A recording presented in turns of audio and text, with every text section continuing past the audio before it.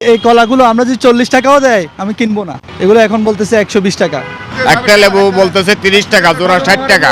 আপনার কলা মনে হয় 100 টাকা 80 টাকা ডজন, এগুলো এখন 280 টাকা। ওরা এইভাবে করবে, মানুষকে মাইরে খেয়ে ফেলবে। লেবু চাইছি, লেবু কত 300-350 টাকা ডজন। এই যে কলাগুলো দেখছেন এগুলো 50 টাকা করেও এক সময় এক সপ্তাহ আগে বিক্রি হয়েছে, এখন এই মুহূর্তে বিক্রি হচ্ছে 200 টাকা থেকে 200 টাকার অধিক। বাজারে প্রতিটি পণ্যের দাম আকাশ ছোঁয়া।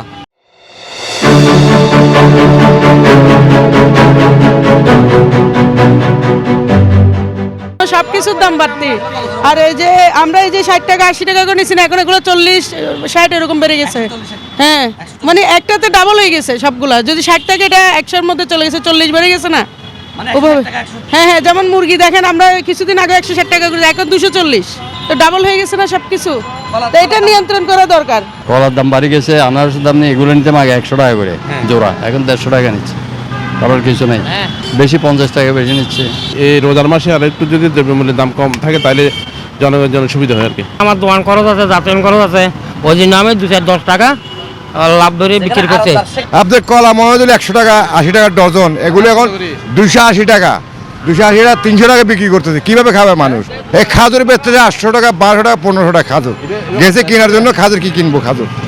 এই দেশে মানে ফার্ম মুরগি কত 220 টাকা, কোথায় 160 টাকা 20 টাকা ছিল, আর 220 টাকা বিক্রি করতে। গরিবরা কি খাবে? আমরা আফসোস করি, গাড়িটা বন্ধ করে যাবার সময় মানুষ কিনাকাটা করে, আমরা আফসোস করি কিনতে পারতেছি না। বাহায় যাবো, মাসে বেতন পাবো তো কি নেবো, মানে অনুতপ্ত করে পুরো শরীরটা চলে। এখন আসছি লেবু চাইছি, লেবু কত 300-350 টাকা ডজন, 700 টাকা ডজন লেবুর। আমাদের মতন যারা নিম্ন শ্রেণীর লোক আনতে পারবে না, কিনতে পারবে না, পরানে একটা কলা কিভাবে ইফতার করবে, খেতে পারবে না। একটা লেবু বলতেছে 30 টাকা, জোড়া 60 টাকা। তাহলে মানুষ রোজা থেকে ইফতার করার জন্য একটু সরল বানাবে পারবে না। তাহলে এভাবে হলে মানুষ, জনগণ, আগে যে সরকার ছিল ওই সরকার খুব বেশি ছিল, এখন যারা আছে তারা আরো দুর্নীতি বেশি করবে। এছাড়া দুর্নীতি নিয়ন্ত্রণ করবে না, পারবো না, ওকে সিন্ডিকেটও ভাঙবে না। ওরা এইভাবে করবে, মানুষকে মাইরে খেয়ে ফেলবে। আমরা চাই যে সরকার একটু লক্ষ্য রাখক, জনপ্রতিনিধি লক্ষ্য রেখে জনগণের জন্য কিছু করক, বাজার নিয়ন্ত্রণ করক।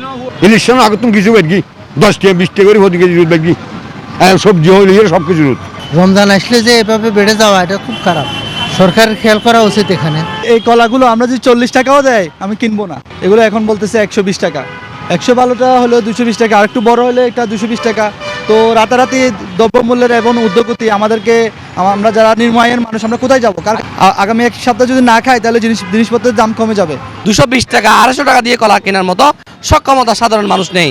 সাধারণ মানুষ মনে করছে কলার বাজারে যে সিন্ডিকেট, ফলের বাজারে যে সিন্ডিকেট, মাছের বাজারে যে সিন্ডিকেট, গরুর মাংসের বাজারে যে সিন্ডিকেট, পণ্যদ্রব্যের বাজারে যে সিন্ডিকেট, সেই সিন্ডিকেট ভাঙতে সরকারের এই মুহূর্তে কার্যকরী পদক্ষেপ নিতে হবে।